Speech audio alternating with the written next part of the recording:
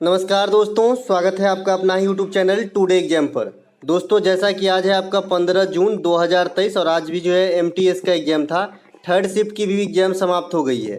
Third shift के exam में GK GS के सेक्शन से जो भी प्रश्न पूछे गए सभी 100% ओरिजिनल प्रश्नों के साथ साथ एक्स्ट्रा फैक्ट भी लेकर उपलब्ध हो गया हूँ। दोस्तों, जैसा कि आप जानते हैं कि जो एक्स्ट्रा फैक्ट होता है वो काफ़ी काम के होते हैं और हूबहू आपकी एग्जाम में देखने को मिल जाती है। तो जिनको भी एग्जाम देना है सभी एक्स्ट्रा फैक्ट को अच्छे से कवर करेंगे। चलिए शुरू करते हैं आज का ये वीडियो। पहला जो प्रश्न पूछा गया था थर्ड शिफ्ट में कि निम्नलिखित में से महाराष्ट्र राज्य के कौन सा त्यौहार या फिर नृत्य है जो महाराष्ट्र के राज्य से संबंधित है। तो भैया आपके ऑप्शन में गुड़ी पाड़वा दे रखा था। गुड़ी पाड़वा जो है ये महाराष्ट्र का नववर्ष है। तो यहाँ पे राइट आंसर महाराष्ट्र के त्योहारों में गुड़ी पाड़वा हो जाता। जिन्होंने भी गुड़ी पाड़वा को टिक किया है वो इनका राइट आंसर है। ये वाली सीट जो है आज से 1.5 महीना पहले ही आप लोगों तक पहुंच गया है पीडीएफ के माध्यम से। तो आगे काम आपका बन जाता है। ये नववर्ष त्यौहार है। जैसे जम्मू कश्मीर में नवरेह कहते हैं, पंजाब हरियाणा में बैसाखी कहते हैं, महाराष्ट्र में गुड़ी पाड़वा कहते हैं, कर्नाटक आंध्र प्रदेश और तेलंगाना में इसे उगादी कह देते हैं, केरल में इसे विशु कहते हैं, तमिलनाडु में इसे पोतांदू कहते हैं। तो इस प्रकार से असम में इसे बिहू कहते हैं। बिहू 3 प्रकार के होते हैं।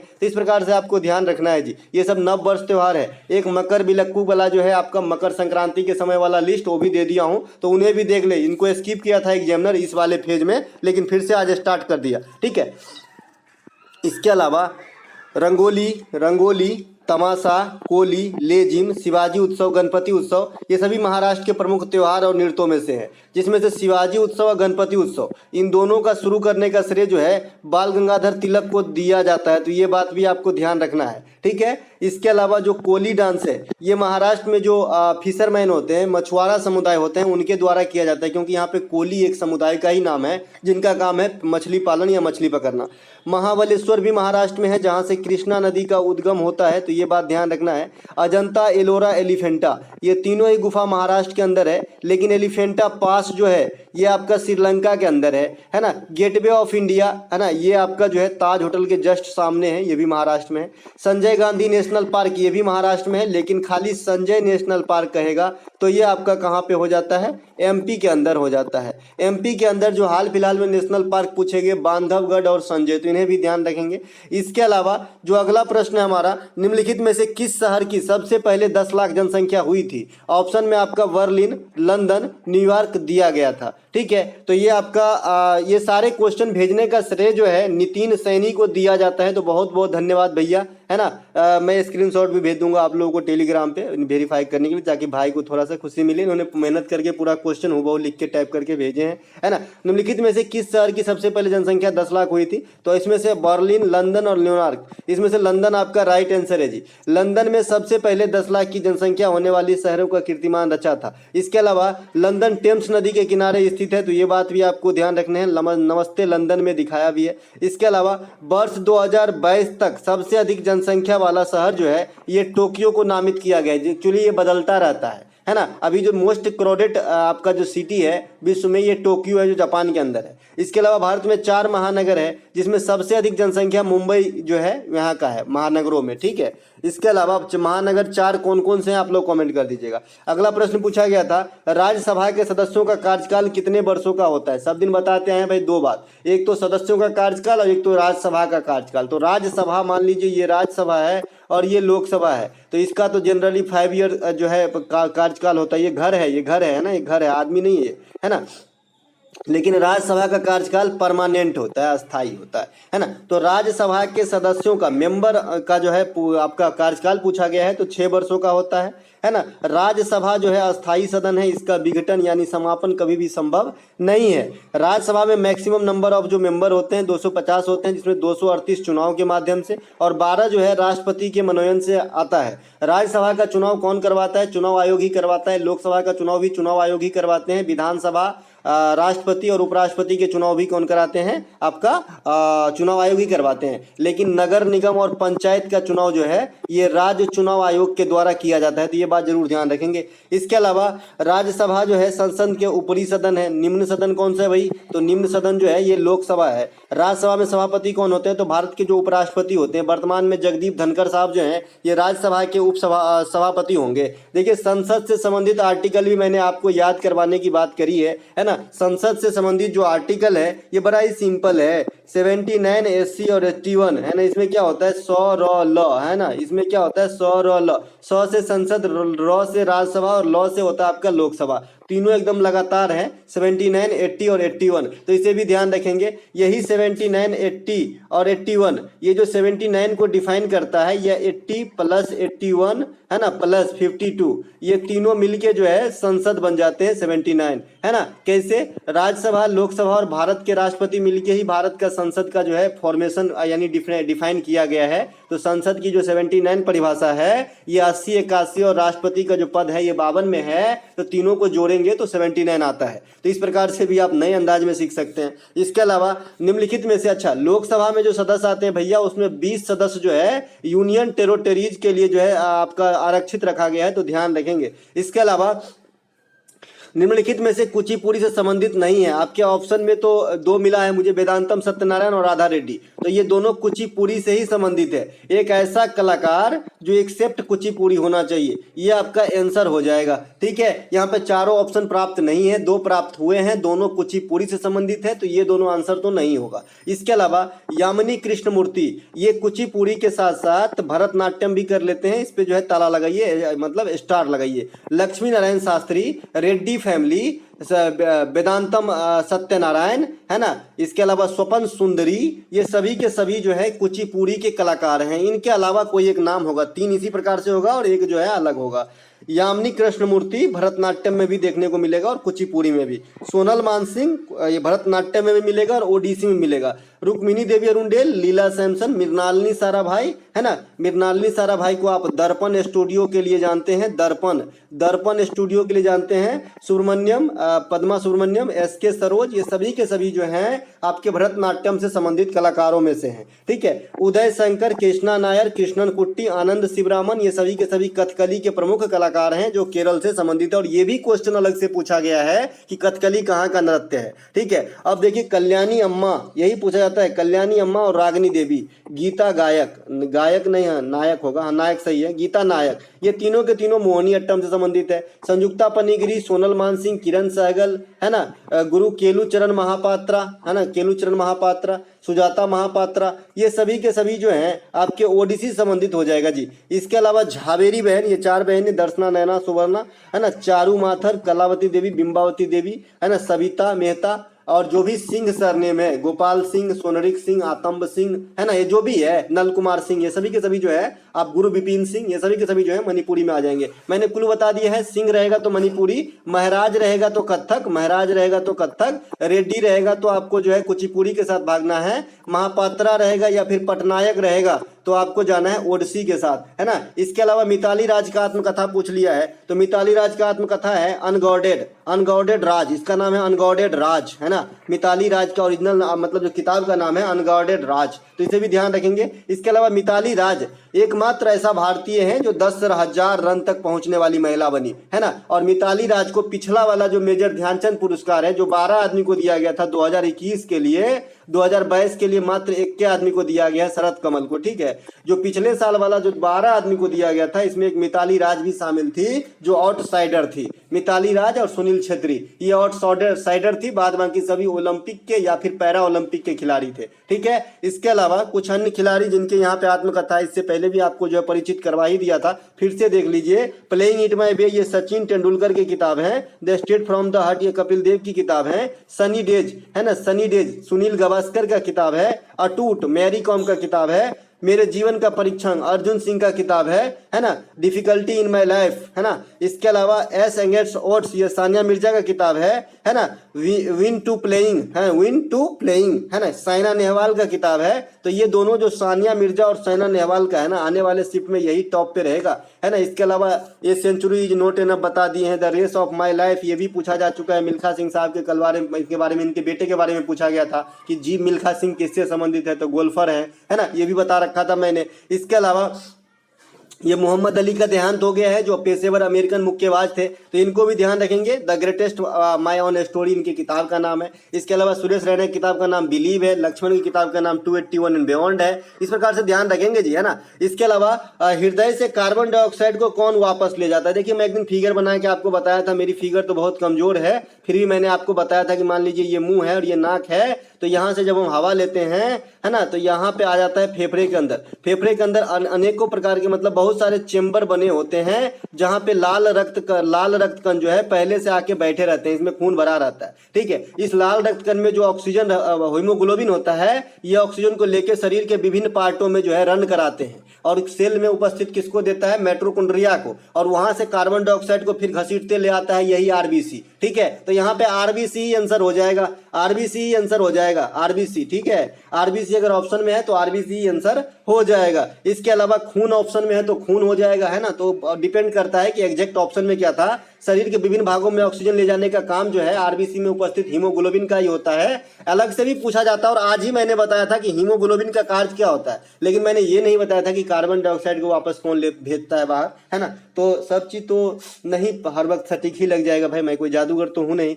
आरबीसी का जो जीवन काल है ये 20 से 120 दिन तक होती है, ये बात आपको ध्यान रखना है। श्वेत रक्त काल का जीवन काल जो है ये 2 से 4 दिनों तक होता है। श्वेत रक्त कण जो है इसे बीमारी से लड़ने वाला यानी असंक्रामक तत्व की जनक मतलब कह सकते हैं आप। शरीर में सबसे पहले हमें कोई भी रोग जब आघात करता है तो ये फाइट करता है उससे, है ना। तो ये बात भी ध्यान रखेंगे श्वेत रक्त कण को। इसके अलावा इसे प्लीहा को आरबीसी का कब्र कहा जाता है। प्लीहा मतलब स्त्रीलिंग, इसे हिंदी में तिल्ली भी बोलते हैं। इसे आरबीसी का कब्र कहा जाता है क्योंकि जब इसमें अधिकांश आरबीसी मरते हैं। इसके अलावा कलबेलिया नृत्य की उत्पत्ति राज्य पूछा गया है तो राजस्थान। इसकी श्रेय किसे जाता है, गुलाबो को। गुलाबो जो है सपेरा जनजाति की एक लेडीज है जिन्होंने इस नृत्य का बीड़ा उठाया और प्रसिद्ध बना दिया, है ना। तो इसे कहते हैं कलबेलिया नृत्य, और गुलाबो सपेरा का नृत्य, इसीलिए इसे कहा जाता है गुलाबो सपेरा का नृत्य, ठीक है। इसके अलावा जो राजस्थान के अन्य त्योहार हैं ये मैं आगे दिखाऊंगा क्योंकि राजस्थान से एक और क्वेश्चन है, ठीक है। इसके अलावा मध्ययुगीन में रक्स को क्या कहते हैं भैया। नितिन सैनी जी, मेरे ये समझ नहीं आया ये रक्स क्या है, जरा आप इसे क्लियर करके लिखेंगे कि ये क्या लिखे हैं आप थोड़ा, तो मैं इसको जो है बाद में आपको ऐड करूंगा अगले शिफ्ट में। ये क्वेश्चन हुआ जैसे लिखे हैं मैंने भी लिखा है ना। 42वें संविधान संशोधन के द्वारा कौन से शब्द को जोड़े गए थे। सब दिन बताते आए हैं समाजवादी, धर्मनिरपेक्ष, अखंडता, 10 प्रकार के मौलिक कर्तव्य, संसद के कार्यकाल में बढ़ोतरी, इसके अलावा शिक्षा को समवर्ती सूची में लाना। तो ये सभी जो दखल अंदाजी हुआ था ये 42वें संविधान संशोधन के द्वारा ही चेंजेस देखने को मिला था, ठीक है। तो इसमें से आपको समाजवादी दिया गया था तो यही राइट आंसर हो जाएगा। 42वां संविधान संशोधन 1976 में होता है। 10 प्रकार के मौलिक कर्तव्यों को जोड़े गए थे, लेकिन वर्तमान में 11 मौलिक कर्तव्य है। यह स्वर्ण सिंह समिति की अनुशंसा पर लाई गई थी। शिक्षा को समवर्ती सूची में लाई गई, जो मैं बताया ना अभी मौखिक रूप से, यही चीज यहाँ पे लिखा हुआ है। शिक्षा से संबंधित जो मौलिक कर्तव्य आपको ऐड किया गया 11वीं, ये आपका 2002 में 86वां अमेंडमेंट के द्वारा जोड़ा गया। इस प्रकार से जो मौलिक कर्तव्य 10 से बढ़ के 11 हो गया, जिसे पार्ट 4A आर्टिकल 51A में रखा गया है। देखिए जो आपका 86वां संविधान संशोधन 2002 है, इसके तहत आर्टिकल 21A में शिक्षा का अधिकार जो है फंडामेंटल राइट भी है, जो 6 से 14 वर्ष तक के बच्चों को निःशुल्क शिक्षा लेना उनका जो है अधिकार है, फंडामेंटल राइट है। तो ये फंडामेंटल ड्यूटीज भी है शिक्षा वाला और फंडामेंटल राइट है, दोनों का अमेंडमेंट सेम है 86 कब 2002 में। लेकिन ये जो फंडामेंटल राइट वाली बात करी गई है ये 2002 से लागू नहीं हुआ, है ना, ये बाद में लागू हुआ। इसके अलावा बौद्ध धर्म में पूजा स्थल को क्या कहा जाता है। देखिए बौद्ध धर्म में पूजा स्थल को आप जो है चैत्य मंडप, विहार, स्तूप, इनमें से हमें 3 ऑप्शन मिला है, तो इसमें से सबसे सटीक मैं बिहार को मारूंगा, बौद्ध बिहार को मारूंगा जी, ठीक है। क्योंकि चैत्य मंडप ये बनावट के हिसाब से इसे कहा जाता है, और स्तूप जो है यहाँ पे बौद्ध धर्म के अवशेष, जो कोई भी चीज ऐसा यादगार टाइप से होते हैं तो इन्हें रखा जाता है। तो इसीलिए मैं इस यहाँ पर जो है बिहार को ही मारूंगा। एक्चुअली ये विहार होता है, वर्षिकार, है ना, विहार होता है, तो इसे मारेंगे। आप लोग बताइएगा कि इसमें इन तीनों में से ऑप्शन को क्या चूज किए हैं। सही बात है जी, ऑप्शन कभी कभी ऐसे दे देते हैं जो सब मिलते जुलते होते हैं, जैसे सिनोनिम वगैरह, है ना। एक आपसे प्रश्न पूछा गया है कि एजरा कप, एजर कप किससे संबंधित। देखिए अजर लिखा है इन्होंने, तो अजर कप जो है ये नहीं है, एक एजरा कप है, एक एजरा कप है, या फिर एक अजहर है कि किस खेल से संबंधित है? तो अजहर जो है ये तो आपका क्रिकेट से संबंधित है, मोहम्मद अजहरुद्दीन है ना, क्रिकेट से संबंधित है भाई, इन पे जो है बैन लगा है ना। तो ये इनके ऊपर पिक्चर भी बना है, बायोपिक है ना, इमरान हाशमी उसमें हीरो है, मैंने वो पिक्चर देखा है। इसके अलावा एजरा कप जो है ये पोलो से संबंधित है जी। अगर एजरा कप पूछ रहा है, इससे पहले सेकेंड शिफ्ट में राइडर कप पूछा गया था जो गोल्फ से संबंधित है, और मैं नहीं बता पाया था क्योंकि क्वेश्चन प्राप्त नहीं हो पाया था, बाद में प्राप्त हुआ है ना। और बाद में जो है कोई यादव जी हैं जिन्होंने सारे क्वेश्चन जो है भेज रहे हैं सेकेंड शिफ्ट का, तो मैं इंक्लूड कर लिया हूं जो छूट गया था, ठीक है, अभी आपको देखने को मिल जाएगा। तो राइडर कप और गोल्फ कप जो है, वाकर कप, ये गोल्फ से संबंधित है। सुल्तान अजलन शाह है एक इस प्रकार के नाम से मिलता जुलता, तो यह हॉकी से है। एजरा कप पोलो से है, पोलो में 4 गो खिलाड़ी होता है, ये बात भी आपको ध्यान रखना है। इसके अलावा क्रिकेट का मैंने कल बहुत सारे कप बताया था। इसके अलावा आपसे पूछ रहा है कि जनगणना 2011 के अनुसार भारत की सबसे बड़ी क्षेत्रफल वाली राज्य कौन सी है, इसीलिए ये आपका सीट यहाँ पे दिख रहा होगा। तो क्षेत्रफल के हिसाब से सबसे बड़ा राज्य जो है ये तो राजस्थान है, दूसरा स्थान मध्य प्रदेश का, तीसरा स्थान महाराष्ट्र का आता है जी, चौथा स्थान पहले आंध्र प्रदेश का आता था लेकिन तेलंगाना साइड हो गया, तो चौथा स्थान अब उत्तर प्रदेश का आ रहा है। तो ये बात भी ध्यान रखेंगे, ये क्षेत्रफल के बढ़ते क्रम में जो है भारतीय स्टेट की जो है स्थान है। इसके अलावा जो अगला प्रश्न पूछा गया कि नर्मदा नदी किस राज्य से होकर निकलती है, सब दिन बताते हैं भैया मध्य प्रदेश के मैकाल पर्वत के अमरकंटक के पहाड़ी से, ठीक है, यहाँ से नर्मदा नदी निकलती है और पश्चिम दिशा में बहना स्टार्ट करती है और आके जो है आपका अरब सागर में समा जाती है, ठीक है, नर्मदा नदी। ये प्रायद्वीपीय भारत की, ये प्रायद्वीपीय भारत की सबसे बड़ी नदी है जो आपका अरब सागर में गिरती है जी, है ना, अरब सागर में गिरने वाली प्रायद्वीपीय भारत की सबसे बड़ी नदी है। वैसे प्रायद्वीपीय भारत की सबसे बड़ी नदी जो है ये आपका गोदावरी है। सेकेंड स्थान जो है प्रायद्वीपीय भारत की जो बंगाल की खाड़ी में गिरती है कृष्णा है, और तीसरा महानदी है, ये अरब सागर में गिरने वाले नदियों के लिहाज से है।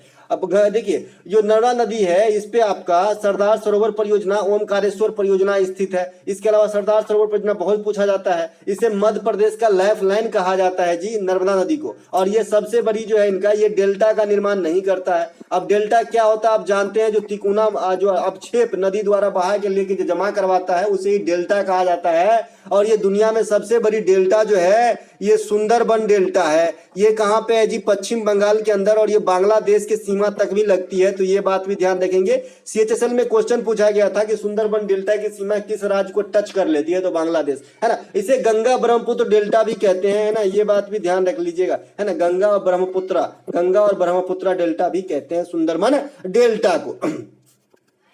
इसके अलावा जी कृष्णा नदी का उद्गम पूछा गया था आज फर्स्ट शिफ्ट में, तो महाबलेश्वर महाराष्ट्र से निकलती है। कथकली कहाँ का नृत्य अभी बताया, केरल का नृत्य है कथकली, है ना। मोहिनीअट्टम भी केरल का है। दोनों ही शास्त्रीय नृत्य जो है अकेला केरल अपने पास लेके रखा है। मोहिनीअट्टम में भगवान नारायण की पूजा होती है, यानी भगवान विष्णु की पूजा होती है। भारत की सबसे बड़ा एरिया के हिसाब से राज्य, जैसे कि अभी मैंने आपको फिगर से समझाया, जनगणना 2011 के अनुसार पहला राजस्थान है ना, दूसरा MP, तीसरा आपका जो है महाराष्ट्र, चौथा जो है उत्तर प्रदेश बन गया है, पहला जो है चौथा आंध्र प्रदेश था। इसके अलावा एक प्रश्न पूछा गया है कि 1920 दोष सिद्धि कानून को बदलकर 2022 में किस अधिनियम को लाया गया, तो आपराधिक पहचान अधिनियम 2022 में आया। ये जो है 1920 दोष सिद्धि कानून का ही रूपांतरण है, तो इसे भी ध्यान रखेंगे। एक प्रश्न आपसे पूछा गया है कि निम्न में से कौन सा सितार से संबंधित नहीं है। बच्चे बता रहे हैं कि ऑप्शन बड़ा टफ था, इसमें ऑप्शन बड़ा टफ था, तो अब ऑप्शन नहीं है तो मैं बात नहीं कर सकता। फिर भी रविशंकर, निखिल बनर्जी, उमा शंकर,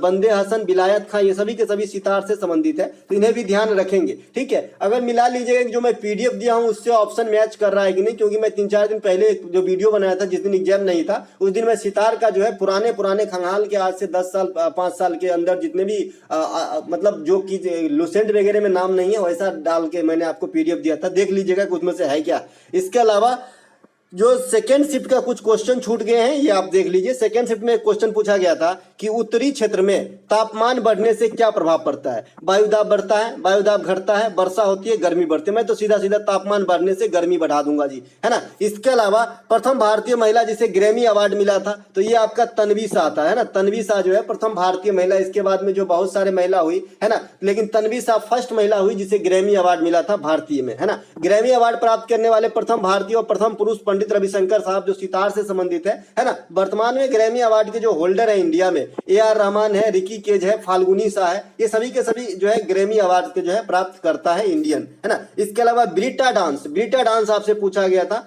ब्रिटा डांस तो ये पश्चिम बंगाल से संबंधित है। ब्रिटा डांस पश्चिम बंगाल से छऊ भी है, छऊ उड़ीसा झारखंड के साथ साथ पश्चिम बंगाल। जात्रा भी है, जात्रा में मैंने कई प्रकार के जात्रा आपको दिखाया है जी। जात्रा एक आपका धनु यात्रा होता है, धनु यात्रा, एक आपका जगन्नाथ रथ यात्रा होता है, जगन्नाथ रथ यात्रा, जगन्नाथ रथ यात्रा होता है, एक आपका मेदराम यात्रा होता है, मेदराम यात्रा, है ना। तो ये सभी के सभी जी अलग हैं। मेदराम यात्रा तेलंगाना की त्योहार है जो इंडिया के कुंभ मेला के बाद सेकेंड लार्जेस्ट मेला है। जगन्नाथ रथ यात्रा ओडिशा में भगवान जगन्नाथ के सम्मान में। धनु यात्रा ये भी ओडिशा के अंदर ही त्योहार होती है। तो ये जो है अलग अलग यात्रा अलग अलग जगह की है। और खाली यात्रा रहेगा तो पश्चिम बंगाल हो जाएगा। पश्चिम बंगाल में गंभीरा होता है, गंगा सागर मेला भी होता है, ये मकर संक्रांति के मौके पे ही होता है गंगा सागर मेला, तो ये बात भी ध्यान रखेंगे।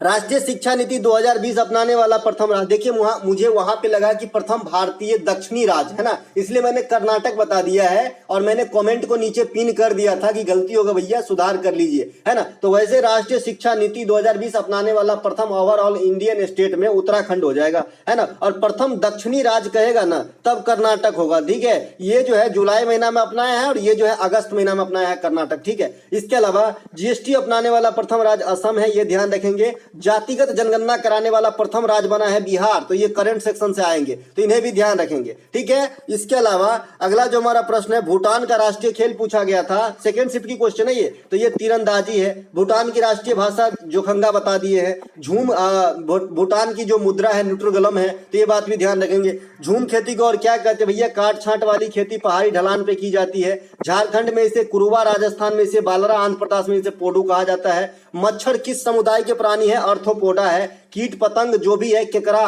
कैटरपिलर, मकड़ी, है ना, मक्खी, मच्छर, ये सभी के सभी कहाँ आ जाएंगे, अर्थोपोडा में आ जाएंगे। केचुआ, जोक यानी जिसकी आकार जो है लीच जैसे यानी ट्यूब के आकार का है, तो ये नीलिडा में आ जाता है। जिनके ऊपर में कवच लगे हैं, ये कवच वाला हो गया भाई साहब, ये घेंगा हो गया, घेंगा, तो ये आ जाएगा आपका मोलस्का में। इसके अलावा और भी है जो आपको ध्यान रखना है, शैवाल, बैक्टीरिया, ये जो है आपके शैवाल हो गए, कवक हो गए, बैक्टीरिया हो गए, तो अधिकांशतः इनके पार्ट जो है थाइलोफाइटा में आ जाता है। इस प्रकार से आपको थोड़ा बहुत तो ध्यान रखना ही होगा। देखिए दोस्तों, ऐसे ही जो है जय जयकार नहीं होती, थोड़ी बहुत तो मेहनत करनी पड़ती है। अब तालियां नहीं बजाओ तो आवाज कहां से आएगा भैया, है ना। इसके अलावा तिरुमाला तिरुपति देवस्थानम की नृत्यांगना कौन है, तो भाई ये ऑप्शन के हिसाब से यामिनी कृष्णमूर्ति सटीक बैठता है इस क्वेश्चन के लिए, राइट आंसर, है ना। इसके अलावा भारत में गर्मी और बरसात खत्म होने के बाद शीत ऋतु किस महीने में आती है, तो मैं अगर नवंबर भी है दिसंबर भी है तब भी मैं दिसंबर को ही मारूंगा, क्योंकि शीत ऋतु को जो ऑफिशियल आने का समय है ये दिसंबर ही है जी, है ना। तो मिलेंगे हम अगले वीडियो में, तब तक के लिए कंबाइंड शिफ्ट वाला वीडियो देखना नहीं भूलिएगा, है ना। जिनका भी एग्जाम बाकी है उनसे क्या होती है, पूरे दिन का लेखा जोखा आपके पास आ जाता है, ठीक है। मिलेंगे हम अगले वीडियो में। ये PDF आपको हमारे टेलीग्राम चैनल टुडे एग्जाम पे मिल जाती है सवेरे अर्ली मॉर्निंग, तो ध्यान रहे, है ना, ले लीजिएगा।